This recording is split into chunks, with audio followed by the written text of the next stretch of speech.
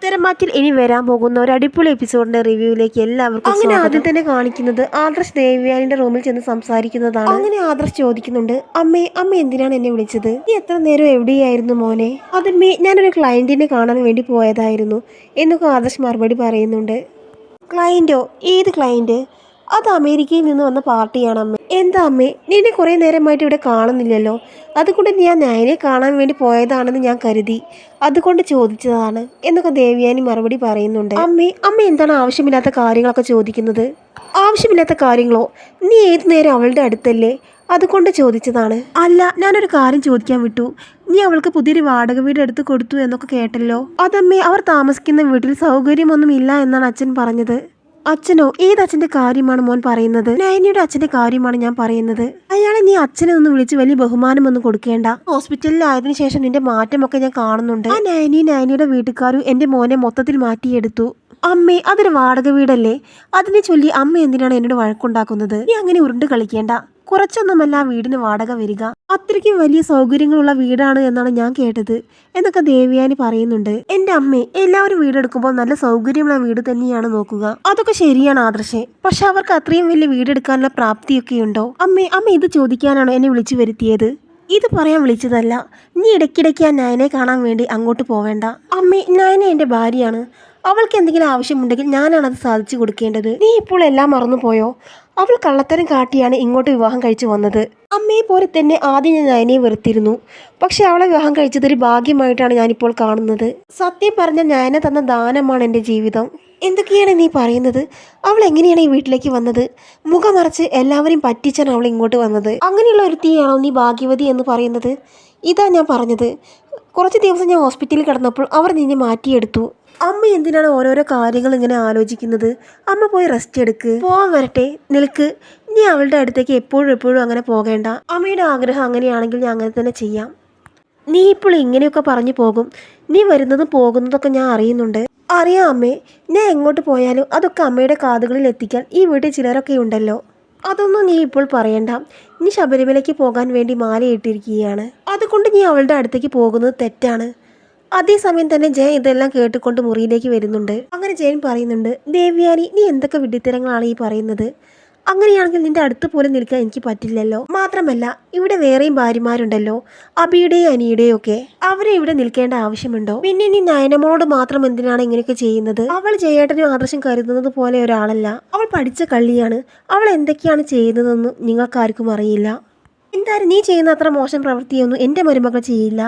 ഇത്രയും ആവശ്യമായി കിടക്കുന്ന അവസ്ഥയിൽ മറ്റുള്ളവരെ കുറ്റപ്പെടുത്താതെ നല്ല കാര്യങ്ങൾ എന്തെങ്കിലും ചെയ്യൂ ദേവയാനി. മോൻ ഇവള് പറയുന്നതൊന്നും കേൾക്കാൻ നിൽക്കണ്ട. മോൻ പോയിക്കോ എന്ന് പറഞ്ഞുകൊണ്ട് ജയൻ ആദർശിനെ പറഞ്ഞു വിടുന്നുണ്ട്. അങ്ങനെ പുറത്തേക്ക് വരുന്ന ആദർശ് നേരെ കാണുന്നത് നവ്യയാണ്. നവ്യ ആദർശിനെ കണ്ടപാടെ അവിടെ നിൽക്കുന്നുണ്ട്. അങ്ങനെ നവ്യ ചോദിക്കുകയാണ്, ആദർശേട്ട നയനെ കണ്ടിട്ടാണോ വരുന്നത്? കണ്ടിട്ട് വരുന്ന വഴിയാണ് നവ്യയെ. നയനയുടെ കണ്ടീഷൻ ഇപ്പോൾ എങ്ങനെയുണ്ട്? ഇപ്പോൾ കുഴപ്പമൊന്നുമില്ല. അവളുടെ ഹെൽത്ത് ഓക്കെ ആയി വരുന്നുണ്ടെന്നാണ് ഡോക്ടർ പറഞ്ഞത്. അപ്പോൾ നവ്യ പറയുന്നുണ്ട്, ഇപ്പോഴാണ് ആശ്വാസമായത്. മനസ്സിൽ ഓരോന്ന് അലട്ടിക്കൊണ്ടിരിക്കുകയാണ്. നീ ഇപ്പോൾ ഗർഭിണിയാണ്. അത്തരം കാര്യങ്ങളൊന്നും നീ ഇപ്പോൾ ആലോചിക്കേണ്ട. പിന്നെ അബിയുടെ സ്വഭാവം എല്ലാവർക്കും അറിയാവുന്നതാണ്. അവൻ എനിക്ക് ഒരു പരിഗണനയും തന്നിട്ടില്ലെങ്കിലും നീ വിഷമിക്കേണ്ട. നീ പ്രത്യേകം ശ്രദ്ധിക്കാൻ ഞാൻ എന്നോട് പറഞ്ഞിട്ടുണ്ട് എന്നൊക്കെ ആദർശ് പറയുകയാണ്. ഞാൻ ഇവിടെ ഇല്ലല്ലോ, നിനക്ക് ഇഷ്ടമുള്ളതൊക്കെ ഉണ്ടാക്കി തരാൻ. അപ്പച്ചി നിനക്ക് ഉണ്ടാക്കി തരുന്നില്ലേ? അതൊന്നും പറയേണ്ട ആദർശേട്ടാ. ഞാൻ പറഞ്ഞ ഭീഷണിപ്പെടുത്തുമ്പോൾ വല്ലതും ഉണ്ടാക്കി തരും. എല്ലാം ശരിയാവും നവ്യേ. പിന്നെ നവ്യ ഇടയ്ക്കിടയ്ക്ക് വീട്ടിലേക്ക് പോകണ്ട.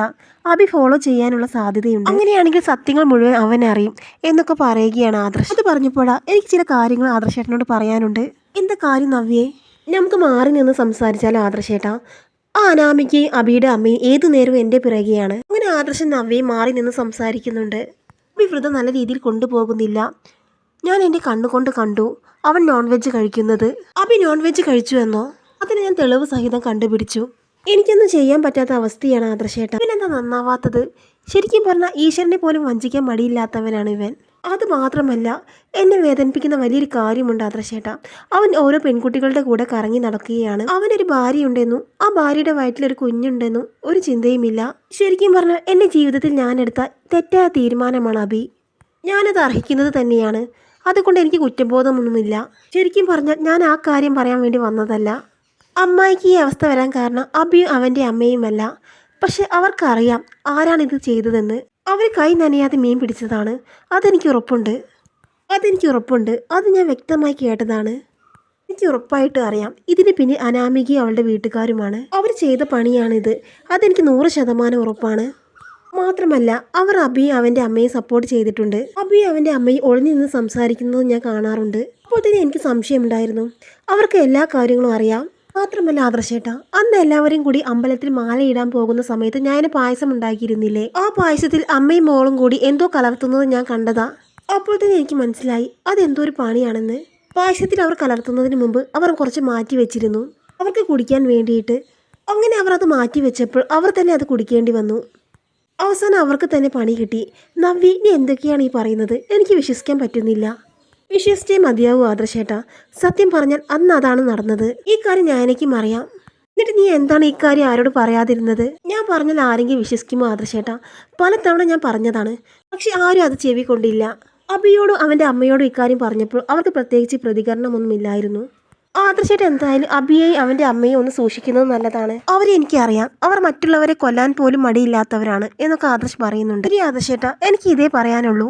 നമ്മൾ സംസാരിക്കുന്നത് ആരെങ്കിലും കേട്ട് വന്നാൽ അവർക്ക് എന്തെങ്കിലും സംശയം തോന്നും. അതുകൊണ്ട് ഞാൻ പോവുകയാണ്. എന്തായാലും ആദർശേട്ടൻ ഒന്ന് സൂക്ഷിച്ചാൽ മതി എന്നൊക്കെ പറഞ്ഞുകൊണ്ട് നവ്യ അവിടെ നിന്ന് പോകുന്നുണ്ട്. ആദർശിനാണെങ്കിൽ ആ സമയം അബിയോട് വല്ലാത്തൊരു ദേഷ്യം വരികയാണ്. പിന്നെ കാണിക്കുന്നത് രാത്രിയാണ്. ഭക്ഷണം എല്ലാവർക്കും ടേബിളിൽ കൊണ്ടുവച്ചിട്ടുണ്ട്. ആ സമയം അബിയും ജലജയും അങ്ങനെ പരിങ്ങി കളിക്കുകയാണ്. ആദർശാണെങ്കിൽ ഇതെല്ലാം ശ്രദ്ധിക്കുന്നുണ്ട്. അങ്ങനെ ഭക്ഷണം കഴിക്കാനിരുന്ന ആദർശ് പറയുന്നുണ്ട്, മുത്തശ്ശ ഞാനിപ്പോൾ വരാം. എന്ത് പറ്റി ആദർശേ? ഭക്ഷണം വിളമ്പി വെച്ചത് കണ്ടില്ലേ? അത് മുത്തശ്ശ, അർജൻറ്റാണ്, ഞാൻ പെട്ടെന്ന് വരും. അത് കേട്ട് മുത്തശ്ശി പറയുന്നുണ്ട്, ഇദ്ദേഹം കഴിക്ക്, ആദർശ് മോനല്ലേ, അവൻ വന്നോളും. എന്തായാലും മുത്തശ്ശനും മുത്തശ്ശിയും കഴിക്കാൻ ഒരുങ്ങുമ്പോൾ ആദർശ് പതുക്കെ അവിടെ നിന്ന് എഴുന്നേറ്റ് പോവുകയാണ്. അങ്ങനെ ആദർശ് അബിയും അവൻ്റെ അമ്മയും എങ്ങോട്ടാണ് പോകുന്നത് എന്ന് നോക്കിക്കൊണ്ട് അവരെ ഫോളോ ചെയ്യുകയാണ്. അങ്ങനെ അബിയും ജലജയും പുറത്തേക്കാണ് പോകുന്നത്. പുറത്ത് സിറ്റ് ഔട്ടിൽ അവർ ഇറങ്ങി നിൽക്കുന്നുണ്ട്. എന്നാൽ പിന്നാലെ പോവുകയാണ് ആദർശ്. അവയും ഇതെല്ലാം കാണുന്നുണ്ട്. അങ്ങനെ ആദർശ് അവർ പറയുന്നത് കേൾക്കാനായിട്ട് ഡോറിൻ്റെ പിറകിലായിട്ട് നിൽക്കുന്നുണ്ട്. അപ്പോൾ ജലജ പറയുന്നുണ്ട്, എടാ നീ വാക്കു തെറ്റിച്ചല്ലേ? ഞാൻ നിന്നോട് നോൺ വെജ് കഴിക്കരുതെന്ന് പറഞ്ഞതല്ലേ? അത് പിന്നെ അമ്മേ, ഞാനൊന്നും കഴിച്ചിട്ടില്ല. അത് പിന്നെ അമ്മേ, മസാലയുടെ സ്മെല്ലായിരിക്കും. നീ എന്നോട് കള്ളം പറയണ്ട, ഞാൻ നിന്റെ അമ്മയാണ്. എന്നോടാണ് നീ കള്ളം പറയുന്നത്. അമ്മയെ പറ്റിപ്പോയി. ഒരു ദിവസം പോലും എനിക്ക് നോൺ വെജ് ഇല്ലാതെ പറ്റില്ല. നിനക്ക് ദൈവത്തിൽ വിശ്വാസമില്ലേ? ഇങ്ങനെയൊക്കെ ചെയ്യുമ്പോൾ കുറച്ചെങ്കിലും ഒരു പേടി വേണ്ടേ? എനിക്ക് വിശ്വാസമില്ലാഞ്ഞിട്ടല്ല അമ്മേ, എന്നെ കൊണ്ട് പറ്റില്ല. എന്നെ പറഞ്ഞിട്ട് കാര്യമില്ല, എന്നെ പറഞ്ഞാൽ മതി. ഞാൻ തന്നെയാണ് നിന്നെ വഷളാക്കുന്നത്. കേട്ട് ആദർശനാണെങ്കിൽ ആകെ ദേഷ്യം വരുന്നുണ്ട്. ഡെയിലി ഇവൻ നോൺ വെജ് കഴിച്ച് മറ്റുള്ളവരെ പറ്റിക്കുകയാണ്. അപ്പോൾ ജലജ പറയുന്നുണ്ട്, നീ എന്തെങ്കിലും ചെയ്തോ? കുറച്ച് ദിവസമായി നോൺ വെജ് കഴിക്കാഞ്ഞിട്ട് എനിക്കും വലിയ സുഖമൊന്നുമില്ല. നീ കഴിക്കാൻ പോകുമ്പോൾ എന്നെ കൂടി ഒന്ന് വിളിച്ചുവിടടാ. അത് പിന്നെ അമ്മയും കൂട്ടി പോകുമ്പോൾ ആ നവ്യയ്ക്ക് 100 ചോദ്യങ്ങളായിരിക്കും. അവൾക്കല്ലെങ്കിലും നമ്മളെ നല്ല സംശയമുണ്ട്. എങ്കിൽ നിനക്ക് എനിക്ക് എന്തെങ്കിലും മുറിയിലേക്ക് കൊണ്ടുവന്ന് തന്നൂടെ? പച്ചക്കറിയും കിഴങ്ങുകറിയും കഴിച്ച് എനിക്ക് മടുത്തു. എത്രയെന്ന് വെച്ചിട്ടാ ഇങ്ങനെ ജീവിക്കുന്നത്? മണ്ഡലകാലം തുടങ്ങുക എന്ന് കേൾക്കുമ്പോൾ തന്നെ എനിക്ക് പേടിയാണ്. അമ്മ ഇന്നും കൂടി ഒന്ന് ക്ഷമിക്കി. നാളെ ഞാൻ എന്തെങ്കിലും ഒന്ന് ചെയ്തു തരണം, അല്ലെങ്കിൽ ഞാൻ നിന്നെ കൊല്ലും. ശരിയാക്കാം, അമ്മ ഇപ്പോൾ വാ. ആ സമയം ആദർശം ഇങ്ങനെ മനസ്സിൽ ചിന്തിക്കുന്നുണ്ട്, ഈ അമ്മായി ഇങ്ങനെ ആയിപ്പോയല്ലോ, ഇവർക്കെങ്കിലും ഇത്തിരി വിവരമുണ്ടെന്ന് ഞാൻ കരുതിപ്പോയി. അങ്ങനെ അബി പോകാനൊരുങ്ങുമ്പോൾ ജലജ പറയുന്നുണ്ട്, പോകാൻ വരട്ടെ, ഒരു കാര്യം കൂടി എനിക്ക് പറയാനുണ്ട്. ആ അനാമികയും അവളുടെ അമ്മയും കൂടി അടുത്ത പ്ലാൻ ഒരുക്കുന്നുണ്ട്. ശരിയാണോ അമ്മേ? അത് വല്ലതും നടക്കുമോ? എന്താ പ്ലാന്? മോനെ പതുക്കെ പറയും. കഴിഞ്ഞ പ്രാവശ്യം അവരുടെ പ്ലാന് അവർ വിചാരിച്ചതുപോലെ നടന്നില്ല. അന്ന് നവ്യയ്ക്ക് വേണ്ടി വെച്ച കെണി ഏട്ടത്തിക്കാണ് കൊണ്ടത്. എന്തായാലും ഇനി അത് പറഞ്ഞിട്ട് കാര്യമൊന്നുമില്ല. എന്തായാലും നമുക്ക് 2 പേർക്ക് ഇതിൽ റോളൊന്നുമില്ല. നമ്മളെല്ലാം അറിയുന്നു എന്നേ ഉള്ളൂ. ഏത് നേരം അവരെ വാച്ച് ചെയ്യണം. എന്നാൽ പിന്നെ അവരെന്താണ് ചെയ്യുന്നതെന്ന് അറിയാൻ പറ്റും. അതെ അമ്മേ, അവരിൽ എപ്പോഴും ഒരു കണ്ണുണ്ടാകുന്നത് നല്ലതാണ്. അവളുടെ അമ്മയൊക്കെ പഠിച്ച കള്ളിയാണ്. ആദർശാണെങ്കിൽ ഇതെല്ലാം കേട്ട് ആകെ തരിച്ചു നിൽക്കുകയാണ്. അങ്ങനെ ദേഷ്യം സഹിക്കാനാകാതെ ആദർശ് ഡോറ് തുറന്ന് അബിയുടെ അടുത്തേക്ക് വരികയാണ്.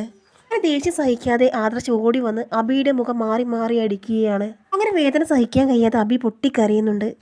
അപ്പോൾ ജലജ പറയുന്നുണ്ട്, എന്തിനാണ് നീ എൻ്റെ മോനെ തല്ലുന്നത്? നിങ്ങൾ എന്നോട് മിണ്ടിപ്പോകരുത്. എനിക്ക് നിങ്ങളോട് ദേഷ്യവും അറപ്പുമാണ്. നിങ്ങളാണ് ഇവനെ വഷളാക്കിയത്. താമസിക്കാൻ ഒരിടം പോലും ഇല്ലാതെ നിങ്ങൾക്ക് അഭയം തന്നവരാണ് ഞങ്ങൾ. അങ്ങനെയുള്ള കുടുംബത്തെയാണ് നിങ്ങൾ തകർക്കാൻ നോക്കുന്നത്. സൗമ്യ ഇവൻ നോൺ വെജ് കഴിക്കുന്നു. ഇതൊക്കെ എങ്ങനെ തോന്നുന്നടാ? എൻ്റെ അമ്മ ഈ അവസ്ഥയിലാകാൻ കാരണം ആരാണ്? തുറന്ന് പറയടാ, ഇപ്പോൾ തന്നെ എനിക്ക് കേൾക്കണം എന്നൊക്കെ പറയുകയാണ് ആദർശ്. ഞാൻ കേട്ടത് മാത്രം പോരാ, നിന്റെ നാവിൽ നിന്ന് തന്നെ എനിക്ക് സത്യങ്ങൾ അറിയണം എന്നൊക്കെ ആദർശ് പറയുന്നുണ്ട്. അല്ലെങ്കിൽ നിങ്ങൾക്ക് ഇവിടെ നിന്ന് പോകാമെന്ന് നിങ്ങൾ കരുതേണ്ട. ആദർശേട്ടാ, അതെനിക്ക് ഞങ്ങൾക്ക് അറിയില്ല. അതേടാ, എൻ്റെ മോനൊന്നും അറിയില്ല. ഇതിനാണ് അവനെ ഇങ്ങനെയൊക്കെ പറയുന്നത് എന്നൊക്കെ ജലജ പറയുമ്പോൾ ആദർശ് ജലജയെ അങ്ങ് തട്ടി മാറ്റുന്നുണ്ട്. പിന്നെ ആദർശിൻ്റെ ശബ്ദം കേട്ടിട്ട് എല്ലാവരും അങ്ങോട്ട് വരുന്നുണ്ട്. എപ്പിസോഡിന്റെ ബാക്കി കാണാൻ വരും എപ്പിസോഡുകൾ കാണുക.